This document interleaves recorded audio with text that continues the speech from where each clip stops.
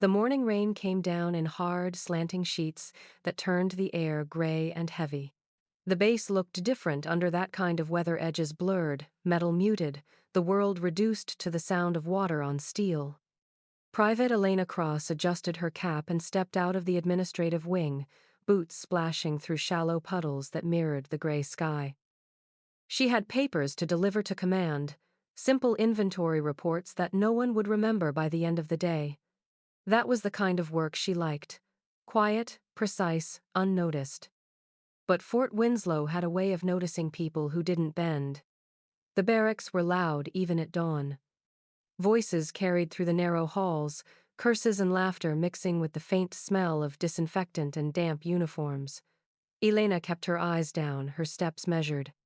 She'd learned the rhythm of avoidance: walk fast enough to seem busy, but not hurried. Never meet anyone's gaze too long. Still, she felt it before she saw them: the shift in noise, the sudden hush followed by smirks. Corporal Danner leaned against the stairwell railing, arms crossed, the kind of grin that never reached his eyes.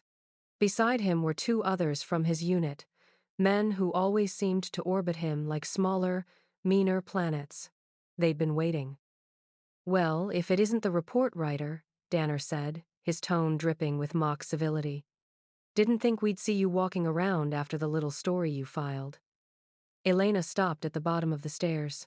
"I have work to do, Corporal," she said quietly. "Work?" He laughed. "You mean running to command every time someone looks at you wrong?" His buddies chuckled, a low, cruel sound. She didn't answer. The silence between them thickened until it felt like the air itself might split. Then one of them stepped aside, pretending to make way, but not really moving. She tried to pass. A shoulder hit hers, hard. Another bump from behind sent her stumbling forward. Her folder slipped from her grasp, papers scattering like white leaves across the concrete floor. "Watch your step, Cross," someone muttered. She bent to gather them, hands shaking, the smell of wet paper and boot polish in her nose. That was when the first shove came, sharp, deliberate, almost casual. She caught herself against the wall, heart pounding. A second shove followed, harder this time, pushing her toward the stairwell. "Stop," she said, breathless. "That's enough." But they didn't stop. It was all too quick: the laughter, the rough hands, the slip of her boot on the wet metal edge. Gravity took over before thought could. She fell, twisting midair, her shoulder striking the railing, her temple scraping the step. The world became flashes: steel, light, rain, pain. Then the final thud at the bottom, sharp enough to steal the breath from her lungs. For a moment, there was silence. Even the rain seemed to hold its breath. Then someone cursed under their breath. "She's fine," a voice said too quickly. "She's fine. Get her up." But she wasn't. Her arm was bent wrong, her vision tunneling, a high whine filling her ears. Through the blur, she saw boots hesitating at the top of the stairs, shadows uncertain for the first time. No one moved. No one dared go down. Somewhere, faint and far away, a siren began to wail. A medic shouted. The crowd that had gathered scattered like ghosts in the fog. Rain ran down her face, mixing with the blood at her temple. Elena tried to breathe. The ceiling lights above her flickered, their glow fractured by the water pooling beneath her cheek. She blinked once, twice, trying to hold on to consciousness, her fingers twitching weakly against the cold floor. When the medics finally reached her, the corridor was empty. Only the echo of retreating boots remained. The soldiers who pushed her were gone, their laughter swallowed by the storm outside. And as they lifted her onto the stretcher, Elena's eyes stayed open, not in fear, but in something colder: resolve. Because even then, before the reports, before the investigations, before the shutdown that would shake the entire base, she already knew what kind of truth Fort Winslow tried to bury. And she had just become the reason it would surface. The light above her bed hummed softly, a dull, mechanical heartbeat that pulsed against the stillness of the room. Elena woke to the smell of antiseptic and the sharp sting in her ribs every time she breathed. For a moment, She didn't remember where she was, only the sterile ceiling, the faint sound of rain still hitting the windows, and the weight of something heavy pressing against her wrist. Then it came back, all at once, the stairs, the laughter, the fall.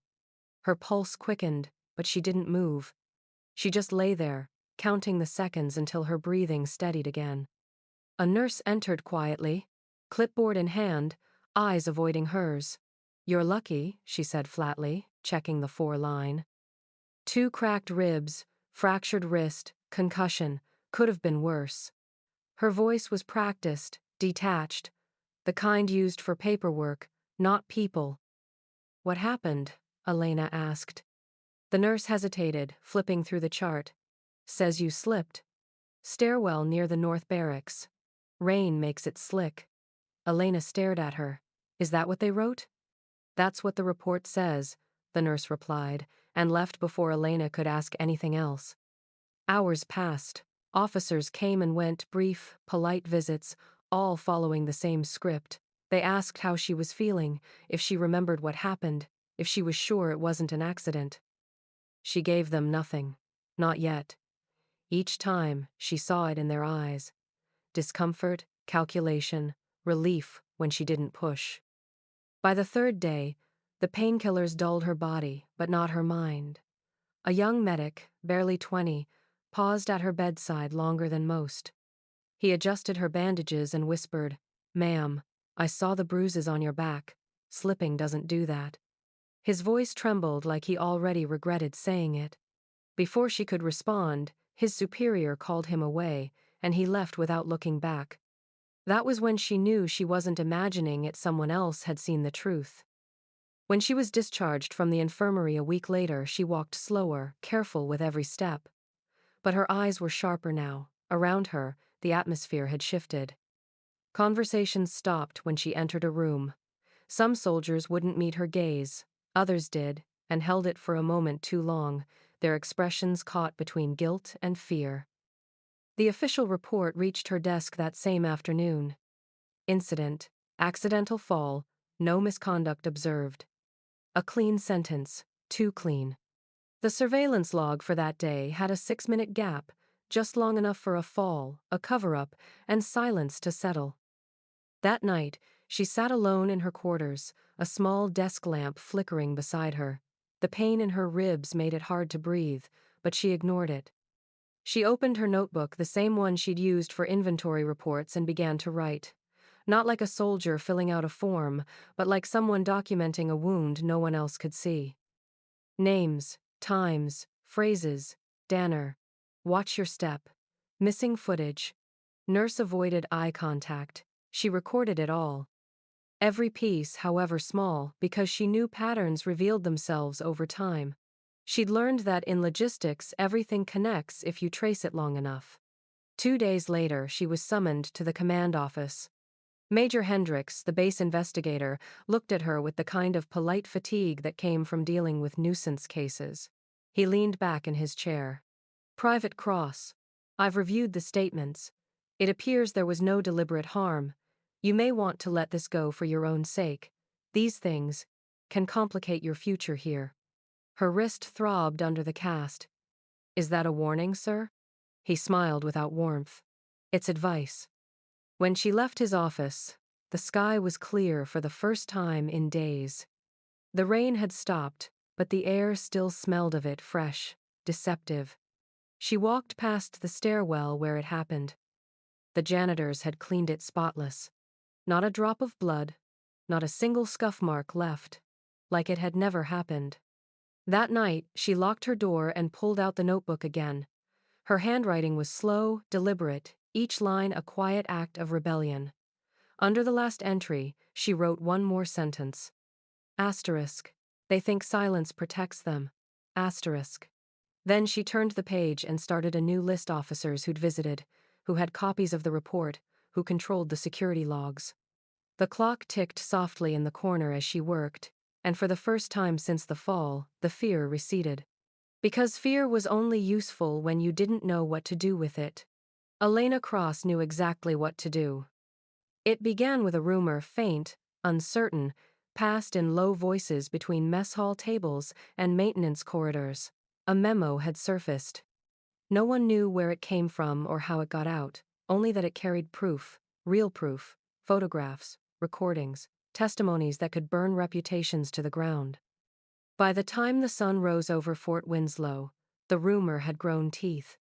Elena heard it first from the medic who had changed her bandages after the fall. He approached her in the cafeteria, tray trembling slightly in his hands.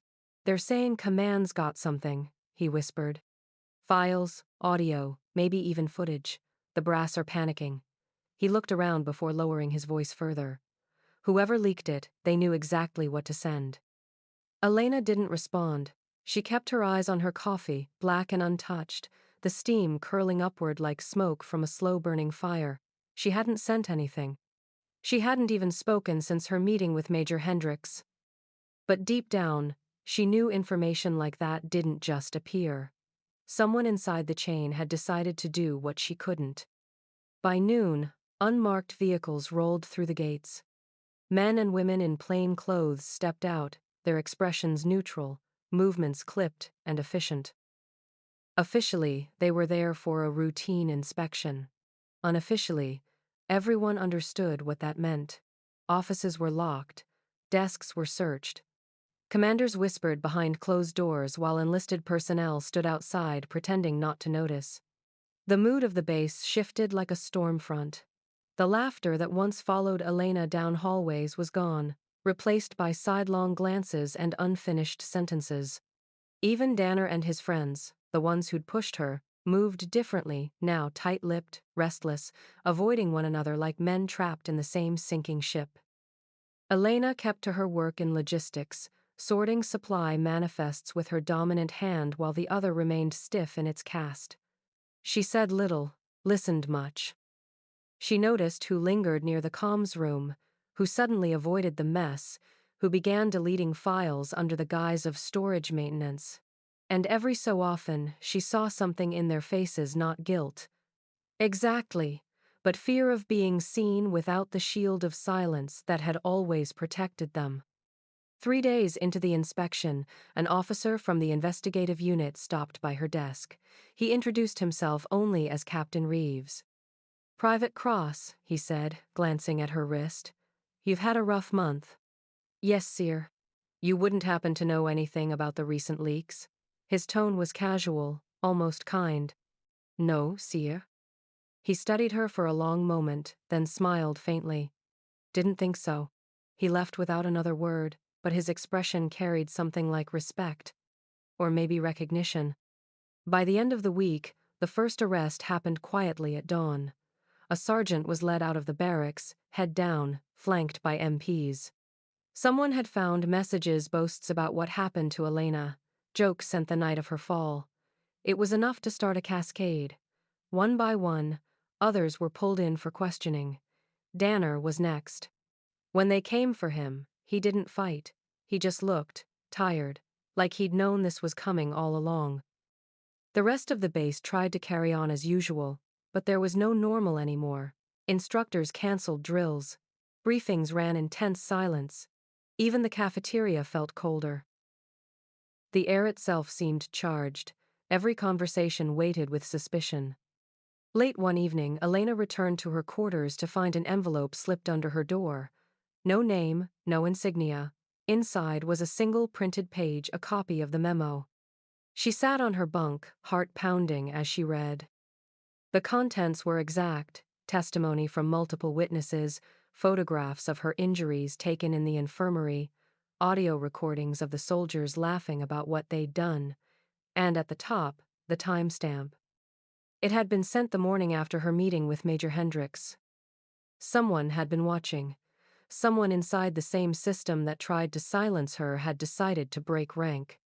Elena folded the page carefully and tucked it into her notebook between her own handwritten lists. Outside, the rain started again, tapping against the window like the ticking of a clock. She turned off the light and sat in the dark, listening to the storm roll over the base. In the distance, she could hear the faint echo of engines, the low rumble of another convoy approaching. The investigation wasn't over. It was only beginning. And somewhere deep within the concrete walls of Fort Winslow, the truth, ugly, long buried, and undeniable, was clawing its way to the surface. The day began before sunrise. A low, rolling thunder moved across the hills, and for a moment the soldiers thought it was a storm. But it wasn't thunder. It was the rumble of engines, convoys of black SUVs, and armored transports cutting through the rain, headlights slicing the morning mist. The guards at the gate didn't even have time to ask questions. Orders had already been issued from higher than anyone on base could reach. By the time the first general stepped out of his vehicle, the air was heavy with something no one could name. He didn't speak to the gate officers. He didn't salute anyone. He just walked straight through, flanked by aides in dark uniforms and men carrying sealed briefcases. Two more convoys followed, each carrying officers of equal rank, their faces unreadable beneath dripping caps. It was rare to see one general visit a domestic installation. 3 was unheard of. Inside the command building, chaos moved quietly. Telephones rang unanswered. Doors that were always open now stood locked. Aides rushed through corridors, clutching files that would never reach their destinations. The commanding officer, Colonel Briggs, had been summoned to the briefing room within minutes of the convoy's arrival.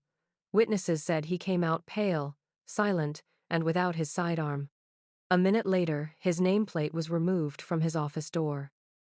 Outside, soldiers gathered in clusters under the overhangs, their whispers drowned by the rain.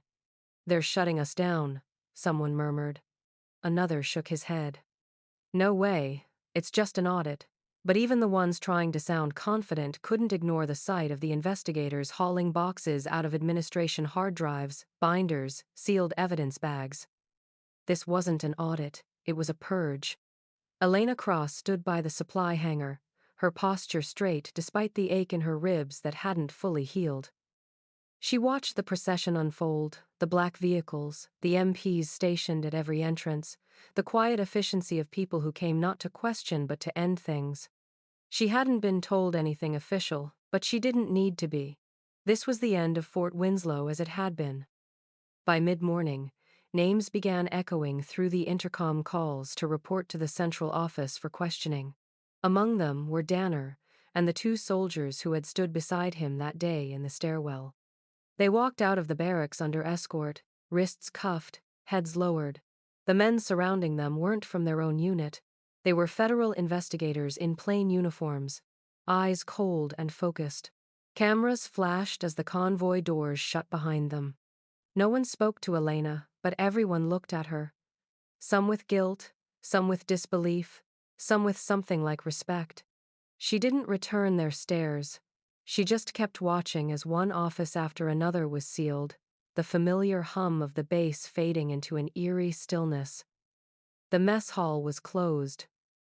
The armory locked. Even the flagpole stood unattended, the colors heavy with rain, clinging to the windless air. By afternoon, word had spread beyond the gates. News outlets were circling, command channels flooded with requests for statements. The memo that started it all had found its way to the Defense Oversight Committee.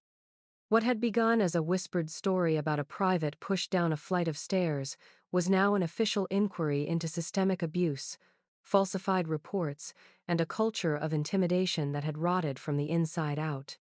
When the final announcement came over the loudspeakers, it was brief. Effective immediately, Fort Winslow is suspended from active operations pending further review. All personnel will be reassigned. The voice didn't shake, but there was a weight in it, final, unarguable. As dusk fell, the flag was lowered for the last time. The courtyard glowed red under the setting sun, the wet ground reflecting streaks of amber and rust. Soldiers stood in silence, unsure if they were mourning or relieved. Engines idled in the distance, ready to carry them away to new posts, new lives, places untouched by the scandal that had just buried their home.